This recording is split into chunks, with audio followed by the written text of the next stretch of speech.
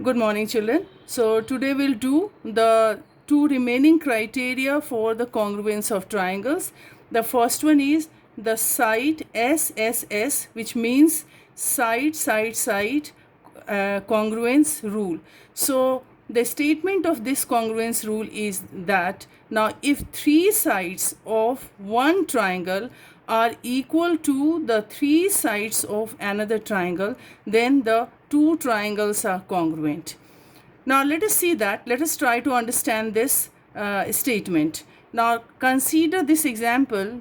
Consider the triangle ABC and the triangle DEF. Okay. Now in these two triangles, AB is equal to D. It is given. Also BC is equal to EF. And the side AC is equal to the side DF. Clear? So AB is equal to D, one side, BC is equal to EF, and AC is equal to DF. So these two triangles ABC and DEF are congruent to each other, and they are congruent by SSS congruence criteria. SSS means side, side, side. This one S for one side, this second S for the second side, and third S is for the third side. Now, since the triangles are congruent, their remaining parts means angle A will be equal to angle D, angle B will be equal to angle E, and angle C will also be equal to angle F. Now, see the triangle ABC and the triangle DEF. A will be equal to this angle D, B will be equal to this angle E, and this C will be equal to this angle F. So this one, now after when the two triangles are congruent, and after that now the remaining parts will be also equal or congruent. So that is the corresponding parts of a congruent triangle. Now let us come to the second one, the RHS congruence rule. The meaning of this R is right angle. What is right angle? 90 degree. H is the hypotenuse and S is the side. So consider the triangle ABC. Now this is a right angle triangle. Okay. In this right angle triangle, this angle is of course 90 degree. You can easily understand. And the side opposite to this 90 degree is AC. Okay, the side opposite to this 90 degree is AC.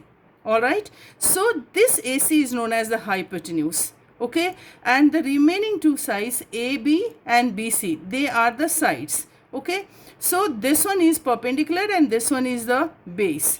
So in two right triangles, if two right triangles are there, so of course one angle will be 90 degree in both the triangles. And secondly, their hypotenuse should be equal. RHS, now see here, H is for hypotenuse. So hypotenuse should be equal. And then after hypotenuse, one of the side.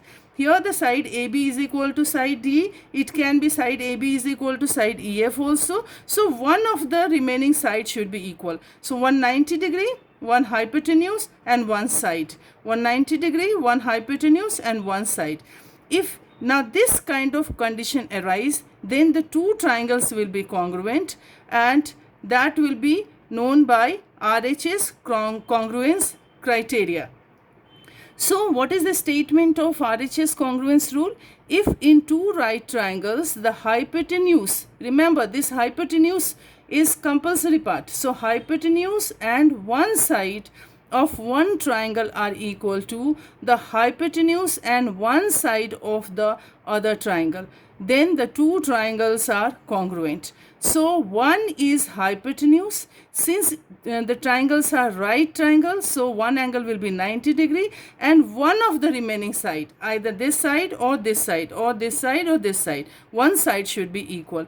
Therefore the triangles are congruent by RHS congruence criteria. Here in this triangle ABC and the triangle DEF, AB is equal to D, this is AB is equal to D, AC is equal to DF, this hypotenuse AC is equal to the hypotenuse DF, and this angle B is equal to this angle E, which is 90 degree. Therefore triangle ABC is congruent to triangle DEF by RHS congruence criteria. Thank you.